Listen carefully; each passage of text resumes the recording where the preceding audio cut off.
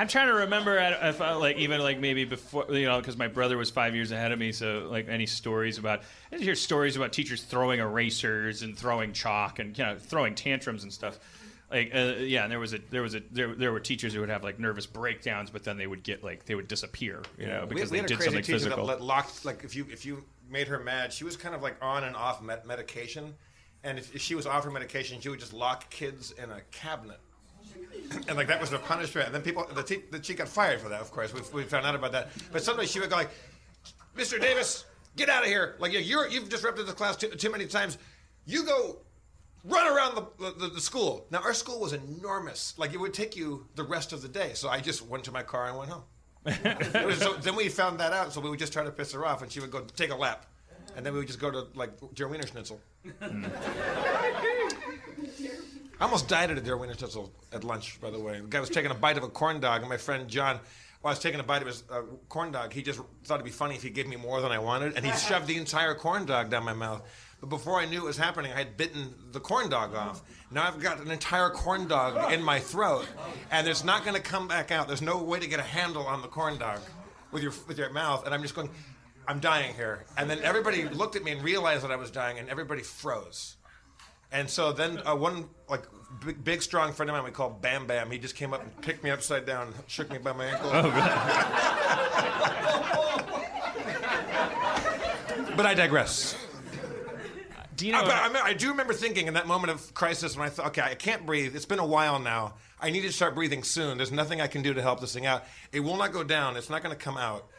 And I remember thinking, not like this. Oh, man.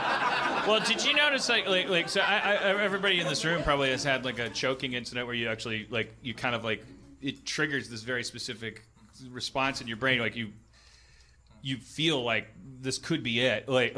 And it takes very little for that to get triggered because you're like, oh, my God, I didn't realize how accustomed I am to breathing whenever I want. It's what, and it's weird how, number one, how everyone around you kind of freezes, and I've been that guy. Dino and I were eating at Little Dom's with our newly hired CFO at the time. We were just having dinner with him to talk about how excited we were for him to be turning the company around, our animation studio.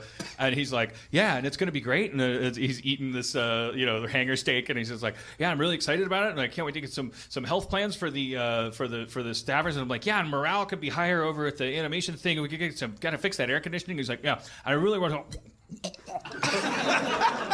And Dino and I kind of it's weird. I don't know. And you're supposed to overreact to possible choking. And the bartender did. He was coming around soon enough that before Dino and I started to do the right thing, he was already over there. Plus, on top of it, by the time anybody got close to him, it just came out onto the floor, and he picked it up with a napkin and continued the conversation. But we were sort of like, oh, we can never unlive that experience. I just might have just watched a guy die, I guess. I don't know what I would have done and when I would have done it. And the other weird thing is that on the choking side, the instinct very often is to hide. People die because they start to choke and then they go to the bathroom because they're embarrassed. I've been in that situation. It is weird how much shame gets triggered. Cause you're choking, and I guess because you feel like a pig or something. You just feel. You feel like, well, what's inside your body shouldn't be anyone's business or something. And so you just you kind of want to go hide somewhere until it's over, which could kill you. For me, sure. I thought, I'll handle this. Let me get this corn dog out of my mouth. And at some point, I'm dying and I need somebody else's help here. By that time, I kept waving everybody off, I think. So everybody was in stasis the whole time. Yeah. In the 70s, they had that whole Heimlich awareness campaign. Yeah. I guess it must have just been terrible, it must have happened all the time. People just eating in a restaurant, and then they just turn blue, and everyone's just going, "Oh no, Harold!"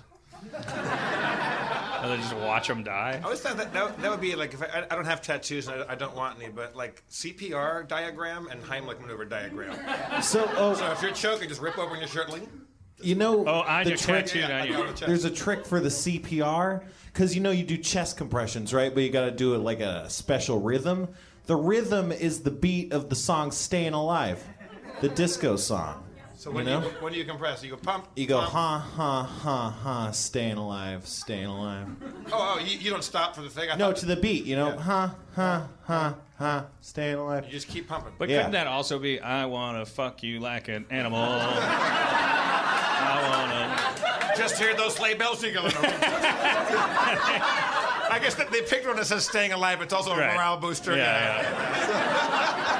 I think it makes people excited to know something. Made me excited. We are the world. We are the children. I mean, just pump their chest, and if it helps, pretend it's a song. What's Fuck the police coming down from the other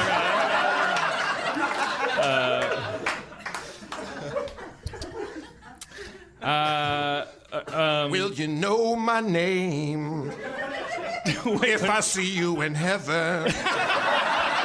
Oh no, not the Eric Clapton. It's also too slow a tempo. It's too slow.